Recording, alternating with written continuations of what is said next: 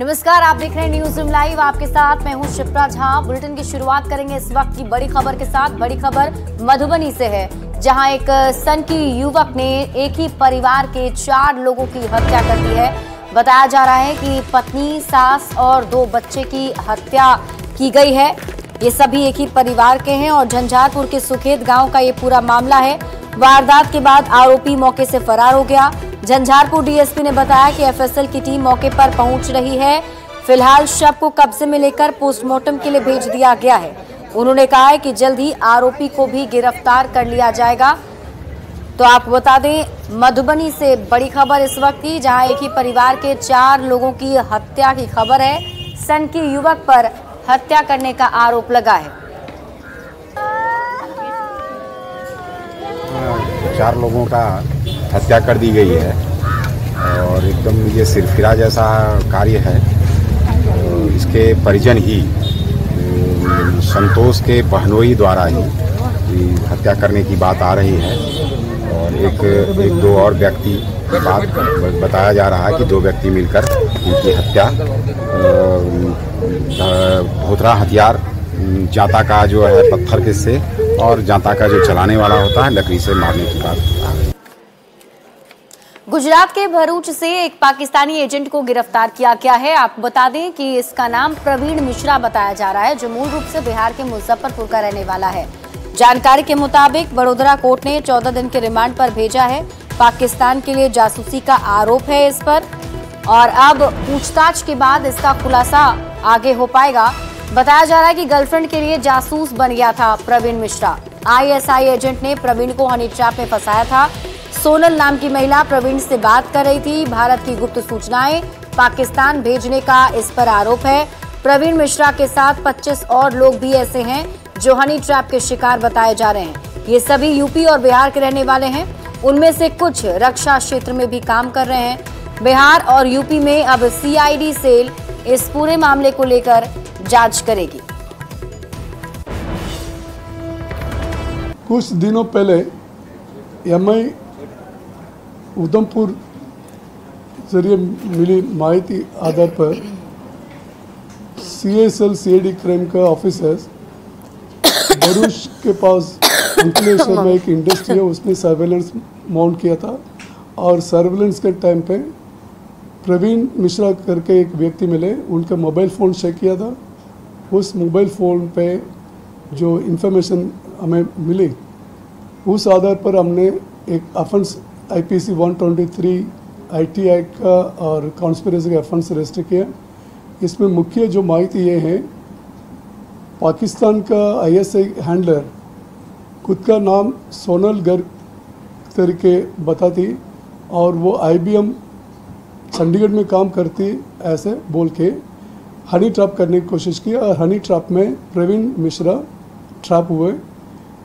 उसमें प्रवीण मिश्रा से इंडिया का जो डिफेंस रिलेटेड एस्टेब्लिशमेंट में काम करते हैं या अन्य जो प्राइवेट संस्था डिफेंस एस्टेब्लिशमेंट के लिए जो स्पेयर पार्ट्स तैयार करके देते हैं, वैसे लोगों को टारगेट करते हैं। उसमें प्रवीण भी है। प्रवीण पहले हैदराबाद का एक संस्था में काम करता था। वो संस्था DRDO के साथ काम करते थे। DRDO को कुछ स्पेयर पार्ट्स बेचते थे, इसलिए प्रवीण मिश्रा को टारगेट किए थे। प्रवीण मिश्रा के साथ फेसबुक में पहले गर्लफ्रेंड बनाने की कोशिश की। उसके बाद अपने mobile number, Indian mobile phone use करती है व्हाट्सएप के लिए, वो नंबर शेयर करके प्रवीण मिश्रा को एंटेज करके प्रवीण मिश्रा यहाँ तक गया तो उसको शादी कर सकते हैं ऐसे पूछा भी है। तो प्रवीण मिश्रा को एंटेज करके प्रवीण मिश्रा से इंडियन डिफेंस एस्टेब्लिशमेंट के रिलेटेड इन्फॉर्मेशन लेने की कोशिश की। उसमें कुछ वाइटल इन्फॉर्मेशन प्रवीण मिश्रा ने शेयर भी किया। इसके अलावा प्रवीण मिश्रा के अलावा और भी काफ़ी जो संस्था के डिफेंस ऑर्गेनाइजेशन के साथ जुड़ा हुआ अलग अलग संस्था के लोगों को भी टारगेट किया, ऐसे हमारे पास इन्फॉर्मेशन है। उसके ऊपर भी इन्वेस्टिगेशन चल रहा है। Praveen Mishra has been arrested yesterday after registering a case and further investigation is going on.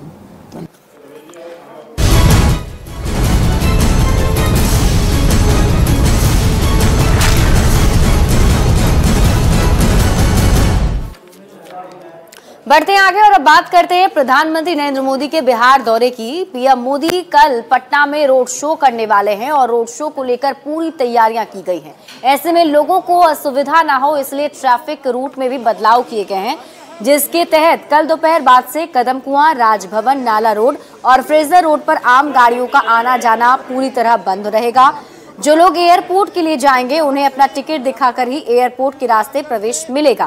Traffic police ने लोगों से अपील की है कि पटना जंक्शन जाने वाले लोग जो हैं वो करबिगहिया होकर ही जाएं ताकि जाम से बच सकें। इस पर और अधिक जानकारी दे रहे हैं न्यूज 18 संवाददाता रवि एस नारायण। प्रधानमंत्री मोदी की कल पटना में रोड शो होने वाली है और इस रोड शो को लेकर यातायात जो है वो पूरी तरह से प्रभावित रहेगा और उसमें बड़ा परिवर्तन जो है वो किया गया है। आपको बता दें कि कल दोपहर बाद से जो नेहरू पथ है, जिसे बेली रोड के नाम से जानते हैं, फ्रेजर रोड जो ठीक मेरे सामने देख रहे हैं, स्टेशन जाने के लिए जो रास्ता है वो कदमकुआं, और आपको बता दें कि अशोक राजपथ, तमाम जो रोड हैं इन सड़कों पर आम वाहनों का जो परिचालन है वो पूरी तरह से बंद रहेगा। जो ट्रैफिक एसपी है उन्होंने बताया है कि इन जगहों पर, इन सड़कों पर सिर्फ और सिर्फ जो प्राइवेट जो गाड़ियां हैं वो नहीं चलेंगी, सरकारी गाड़ियां चलेंगी, एम्बुलेंस जो इमरजेंसी गाड़ियां हैं वो चलेंगी। और साथ साथ आपको बता दें कि यहाँ पे जिनको स्टेशन जाना है या फिर जिनको एयरपोर्ट जाना है उनके लिए वैकल्पिक व्यवस्था जो है वो की गई है। हम आपको दिखाते हैं इन रास्तों से, ये फ्रेजर रोड का रास्ता है। अगर इस पे बताया गया है कि अपील की गई है यातायात पुलिस के तरफ से कि अगर पटना जंक्शन किन्हीं को ट्रेन पकड़ने जाना है तो वो करबिगहिया का ज्यादा से ज्यादा इस्तेमाल करें ताकि वो जाम से बच सके। करबिगहिया जाने के लिए किसी रास्ते से अगर आप आते हैं तो करबिगहिया के तरफ ही जाएं ताकि वहां पे आपको जाम का सामना ना करना पड़े। सगुना मोड़ की तरफ से अगर आपको आ रहे हैं और स्टेशन जाना है तो आपको अनिशाबाद गोलंबर से चितकोड़ा पुल होते हुए गर्दनीबाग मीठापुर होते हुए जीपीओ गोलंबर जो है वहां पहुंचेंगे और करबिगहिया की तरफ जा सकते हैं। अगर बोरिंग रोड से अगर आप आ रहे हैं तो पटना जंक्शन जाने के लिए आप जो जीपीओ गोलंबर है उसके नीचे से बोरिंग रोड चौराहा होते हुए जो लोहिया पथ चक्र नया बना है उसके अंदर से दरोगारा पथ होते हुए आप सीधे जीपीओ गोलंबर पहुंच सकते हैं। तो कल जब आप दोपहर बाद अपने घरों से निकल रहे हैं और जरूरी काम से बाहर अगर निकलना हो तो इन रास्तों का इस्तेमाल जरूर करें क्योंकि जाम से निजात पा सके। कैमरा पर्सन दीपक के साथ रवि एस नारायण, न्यूज 18 पटना। लोकसभा के चुनाव 2024 में मंगलसूत्र एक अहम मुद्दा बनता चला जा रहा है और इस मुद्दे पर भी सियासत काफी तेज हो गई है। आरजेडी की प्रत्याशी रोहिणी आचार्य ने इस पर हमला बोलते हुए कहा है कि लोगों के पास महंगाई इतनी ज्यादा हो गई है, सोना का दाम इतना ज्यादा बढ़ गया है कि लोग मंगलसूत्र बनवाएंगे कैसे, और जब मंगलसूत्र बनेगा ही नहीं तो उसे कोई छीनेगा कैसे। महंगाई तो भैया सारे गरीब लोग तो स्वस्थ है ही, लेकिन हमारे व्यवसाय भाई लोग का भी जीएसटी का हाल देख रहे हैं, इनकम टैक्स का डर देख रहे हैं कितना है। अब सोना इतना महंगा हो गया है, सोना महंगा हो गया, 75,000 का रेट चल रहा है। बताइए, आज तो अक्षय तृतीया भी था, सोना का दुकान खाली पड़ा है, कहाँ से कोई लाएगा, अब कहाँ से कोई मंगलसूत्र बनाएगा, कहाँ से कोई छीनेगा, जब बनेगा ही नहीं तो कोई छीनेगा कहाँ से। गरीब लोग तो परेशान है ही, आम जनता तो परेशान है ही, लेकिन साथ साथ में हमारे व्यवसायी भाई की भी बहुत परेशान है। आप लोग को तो मालूम है, आप लोग बताइएगा भी आगे सब कोई को। अब रोहिणी आचार्य के इस बयान पर बिहार में सियासत गर्मा गई है, जिसमें बीजेपी ने रोहिणी आचार्य पर पलटवार किया है। रोहिणी आचार्य जी विदेश में रहती हैं तो उनको मंगलसूत्र की कीमत नहीं पता, मंगलसूत्र की क्या महत्ता है उनको नहीं पता। दरअसल ये लोग मंगलसूत्र छीनने वाले लोग ही तो हैं। इनके पिता ने कितनों का महिलाओं का मंगलसूत्र छीनकर विधवा बनवाया, ये भी जरा इनको बताना चाहिए। आज ये कांग्रेस के मंगलसूत्र छीनने वाले बयान का समर्थन करती हैं और कहती हैं कि सोना महंगा हो गया। अरे गरीब भी मंगलसूत्र पहनता है, अपने सुहाग की रक्षा करना हिंदुस्तान की महिलाओं अपना मर्यादा और धर्म समझती हैं, लेकिन आपको ये मर्यादा विदेश में रहकर शायद आप रोहिणी जी भूल चुकी हैं। मंगलसूत्र भारतीय सभ्यता और संस्कृति का प्रतीक है। विवाहित भारतीय स्त्रियां इसे धारण करती हैं। और इसमें असीम श्रद्धा, निष्ठा और आस्था होती है। फिर चाहे मंगलसूत्र धागे का हो, सोने का हो या चांदी का हो, इससे फर्क नहीं पड़ता है। स्त्रियों की इसमें असीम आस्था होती है। रोहिणी आचार्य जी का बयान इस संदर्भ में अति दुर्भाग्यपूर्ण है, शुद्ध करने वाला है। कहीं ना कहीं उनकी मानसिकता को दर्शाता है जो तुष्टीकरण की तरफ है। स्त्री होकर के भी वो सोचती हैं कि इस तरह के बयान देंगी और इसका राजनीतिक लाभ उन्हें मिलेगा, तो वो मुगालते में है। देखिए, अगर हम महंगाई की बात करते हैं तो ये मंगलसूत्र पर ले आते हैं। तो रोहिणी आचार्य जी ने महंगाई को लेकर के ये बातें कही है और ये इसका व्याख्या गलत कर रहे हैं। तो बीजेपी के लोग को रोजगार पर, गरीबी पर, महंगाई पर, इस पर कुछ सुनना नहीं है। तो इनको मंगलसूत्र, मछली, मटन, मस्जिद, मंदिर, हिंदू मुस्लिम, इसी पर बात करनी है। महंगाई का आलम सर चढ़ के बोल रहा है, ये बात किसी से छिपी नहीं है। रोहिणी आचार्य जी ने तो मंगलसूत्र का नाम लेके महंगाई पे तंज कसा है। सच्चाई ये है कि देश के प्रधानमंत्री ने गरीब गुरबे महिलाओं के घर से, आम आदमी के पॉकेट से पैसा निकाल के अपने अमीर दोस्तों को दिया है। उन्होंने डाका डाला है आम जनता के पॉकेट पे। ये सभी लोग जानते हैं, देश की जनता सब देख रही है और इस चुनाव में सब बदला ले लेगी। और रोहिणी आचार्य के मंगलसूत्र वाले बयान पर अब जेडीयू के राज्यसभा सांसद संजय झा ने भी निशाना साधा है। उन्होंने कहा है कि देश की इकोनॉमी 5वें नंबर पर आ गई है और साथ ही साथ उन्होंने एक आंकड़ा भी दिया कि बिहार में अप्रैल के महीने में 25 लाख लोगों ने हॉस्पिटल में जाकर इलाज कराया है। पहले क्या होता था, उनके माता पिता के कार्यकाल में क्या कुछ होता था, इस पर बात होनी चाहिए। मैं जवाब नहीं दे सकता हूँ क्या, किस कॉन्टेक्स्ट में और क्या बोल रही है, लेकिन इतना जरूर है कि जो इकोनॉमी है, हाँ, वो 5वें नंबर पे आ गया है।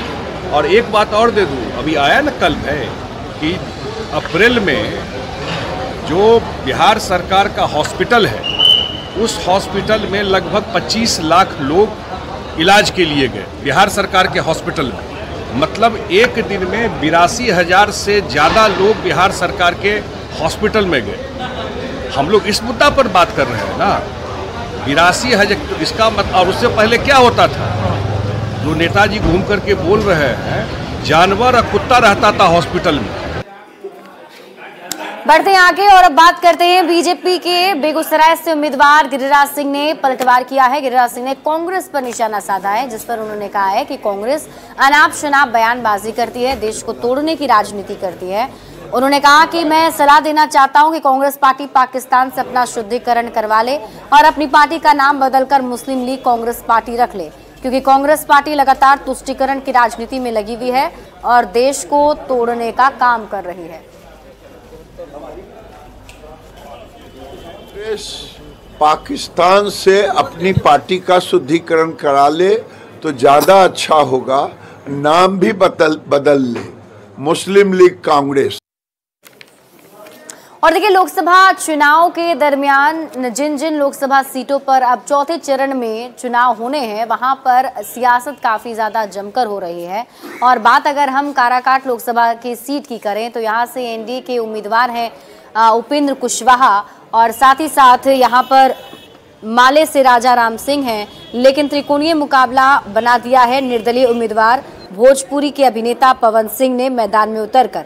अब ऐसे में इन तीनों प्रत्याशी के सामने जनता का क्या कुछ कहना है, स्थानीय लोगों का क्या कहना है, यहाँ की बेरोजगारी जो है वो प्रमुख मुद्दा बना हुआ है। चुनावी मुद्दों को लेकर लोगों से बातचीत की है न्यूज़ 18 संवाददाता अजीत कुमार ने।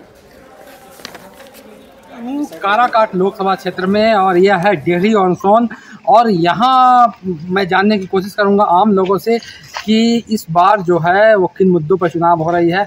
हम लोग को सर कुछ मिलवे नहीं करता है, क्या करें, दोनों पैसा था गरीब आदमी की, दोनों खाती गए लॉकडाउन में, घर में आदमी रहता था, कमाएगा आइए नहीं सर, खाएगा कहाँ से। मन बना रहा है कि पवन सिंह को अच्छा उम्मीदवार होना चाहिए ना। हाँ, काम हुआ है काराकाट क्षेत्र में? कोई काम नहीं हुआ है। हाँ, सड़क पुल पुलिया ये सब कुछ नहीं बना है। अच्छा अच्छा, यहाँ पर गरीब को शोषण किया जा रहा है। किस तरह का शोषण? जो आता है बोलता है ये करेंगे वो करेंगे, कुछ नहीं कर पाता है। यहाँ से पवन सिंह है, उपेंद्र कुशवाहा है, राजा राम सिंह है, क्या लगता है किनको वोट कीजिएगा? मुद्दा ये है कि कर कारखाना खुले, गरीब को रोजगार मिले, कोई रोजगार नहीं है बिहार में। खड़ा हूँ डालमिया नगर इलाके में, आप देख सकते हैं कि ये जो है, ये जो खंडहर आपको दिख रहा है डालमिया नगर का है, और कभी यहाँ पर रौनक हुआ करती थी, लेकिन आज जो है इसकी स्थिति लगभग खंडहर में तब्दील हो गई है। तो डालमिया नगर का ये क्षेत्र है, डेहरी ऑन सोन का है, और यहाँ जो है वो कई तरह के मुकाबले हो रहे हैं, राजनीतिक जो है मुद्दे, यहाँ कई मुद्दे हावी हैं, लोगों की अपनी अपनी राय है। हम ग्राउंड रिपोर्ट से आपको बता रहे हैं कि काराकाट की क्या स्थिति है। अजीत कुमार, न्यूज़ 18, काराकाट। और सीतामढ़ी लोकसभा सीट से जेडीयू के उम्मीदवार देवेश चंद्र ठाकुर ने पीएम मोदी और सीएम नीतीश कुमार की जोड़ी की तारीफ की है। उन्होंने कहा है कि सीएम नीतीश कुमार और पीएम मोदी की जोड़ी जो है उनके सामने सब फीका, इस रोल मॉडल जोड़ी के जरिए ही विकास हो सकता है। नीतीश कुमार और नरेंद्र मोदी जी की जो जोड़ी है, और जहां साथ में नरेंद्र क्या कहते हैं हमारे जीतन राम मांझी हैं, उपेंद्र कुशवाहा जी हैं, चिराग पासवान जी हैं, बाकी क्या रहा, कुछ है बिहार में सर। और यहाँ रुक रहे एक छोटे से ब्रेक के लिए, जल्द लौटते हैं वापस।